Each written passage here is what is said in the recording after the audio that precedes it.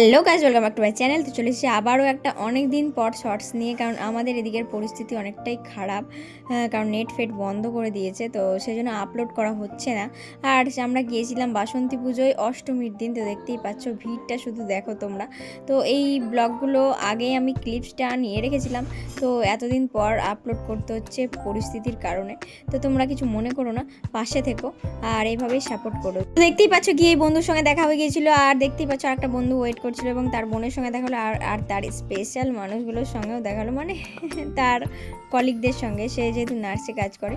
দেখতেই পাচ্ছ এই বন্ধুটার সঙ্গে একটু ঘুরে বেড়াচ্ছিলাম, কাউকে খুঁজছিলাম মনে হচ্ছে, বলো হ্যাঁ হ্যাঁ খুঁজছিলাম মনের মানুষকে, না না এমনি খুঁজছিলাম, যে মামিদেরকে খুঁজে পাচ্ছিলাম না তাই খুঁজে বেড়াচ্ছিলাম। আমরা দুজন আলাদা গেছিলাম। তারপরে দেখতেই পাচ্ছ মনে হচ্ছে আমি জনসমুদ্রে ভেসে চলেছি, কিন্তু এই জনসমুদ্রের মধ্যেও যে কিছু মানুষকে আমার চোখে পড়ে যাবে সেটা আমি ভাবতে পারিনি, কিন্তু তারও হয়তো চোখে পড়েছে, সে হয়তো এড়িয়ে গিয়েছে, কিন্তু আমি সেটা পারিনি। তারপরে দেখা হয়ে গিয়েছিল যে এই ম্যামটার সঙ্গে, তোমাদেরকে বলেছিলাম এই ম্যামটার ফেস আমি দেখাবো হোলির সেই ব্লগটাতে, তো দেখেই নিলাম। এই হচ্ছে তার ফিয়ান্সের সঙ্গে গিয়েছিল, তো দেখতেই পাচ্ছ। তারপরে গিয়েছিলাম মানে কিছু কেনাকাটা করতে।